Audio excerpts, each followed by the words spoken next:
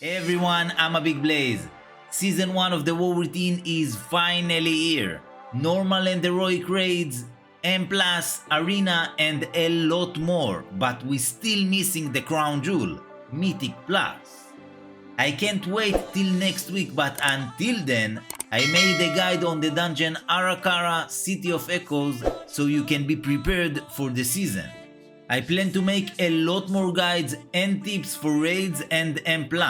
Anything that can make you better is something that you don't want to miss.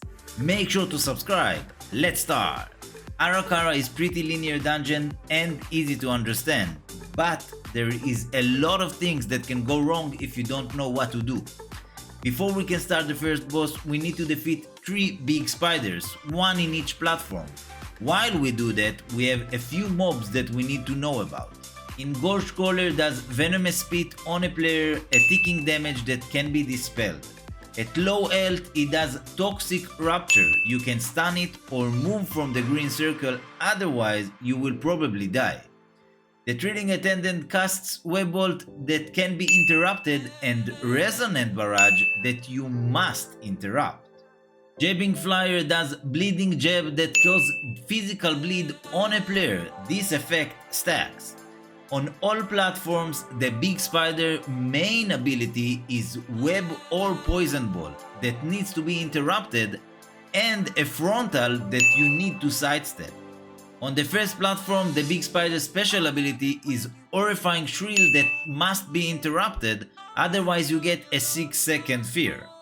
On the second platform, the Big Spider's special ability is Call of the Brood, a physical AoE damage every 0.5 seconds.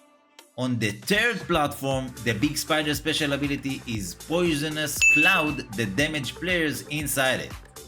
After we defeat the 3 spiders, we can engage the first boss, Avanox. Voracious Bite is a tank ability that leaves 50% increased damage taken for 10 seconds. Alerting Shrill is physical AoE damage on all party members every 0.5 seconds for 3 seconds. And Gossamer Onslaught is a nature AoE damage on all party for 5 seconds that also leaves web on the ground that damage nearby players on impact. During the fight there will be heads that moving towards the boss. You should finish them before they reach the boss or he will hit them, and each one increase the boss damage done by 50% for 12 seconds. Other than that, make sure that you don't pull random mobs around the arena. After you defeat the boss, continue to the bridge and make your way to the second boss. While you do that, Bloodstained Web Mage does Revolting Volley, a cast that damages all players, leave a dot and absorb shield. This cast must be interrupted. Hulking Bloodguard does a frontal that knock and damage all players that in his way. Another ability is Slam, a nature AoE damage on all party. Sentry Stuckshell casts Heroic Leap that if finished will alert every mobs in 50-yard area. This is a #1 priority to stop with stuns and finish him off quickly. The Bloodwalker charge towards the player and damage him. Make sure to use defensive on big pulls cause of high damage taken. Finish the Web Mage that blocks the way and continue to the second boss. On this boss, Impale is a cone frontal that knocks and damages everyone in his path. Borrow Charge is a frontal attack on a specific player. Don't be in his way and watch when he erupts from the ground. Infestation is a nature dot on a player, and upon removal there will be moving circles on the ground that you should watch out for. When the boss reaches 100 energy, it will cast Eye of the Storm. Make sure you are inside the circle and move with it. During this ability, the boss will continue to cast his other abilities, so make sure you stay inside the circle while dodging or you will die. After this boss, you get to the last part of this dungeon. Blood Overseer casts Venom Volley that should be interrupted. Erupting webs will stun and damage players who get hit. Reinforced Drone and Winged Carrier carry blood with them that they will drop as soon as they get hit. If you step on the blood, you get rooted, so try to avoid it. If you get the root, you can easily remove it with a stun. The last pack of the dungeon is the Narubian Owler that patrol and the 2 blood overseers. The Owler casts massive slam that damage all players and stun them. His second ability is Intensity, and it increasing his damage, this effect stacks.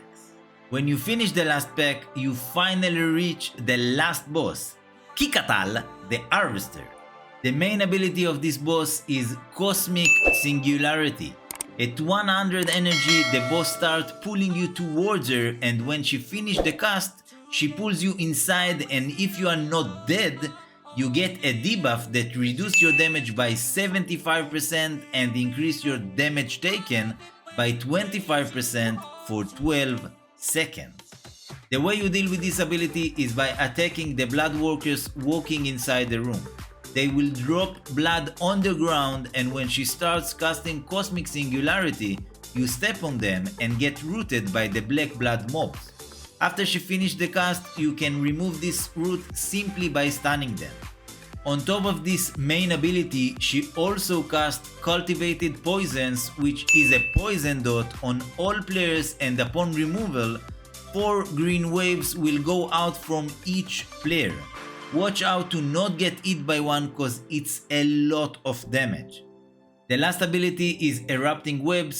It creates few spider webs on the ground that damage and stuns players who get it.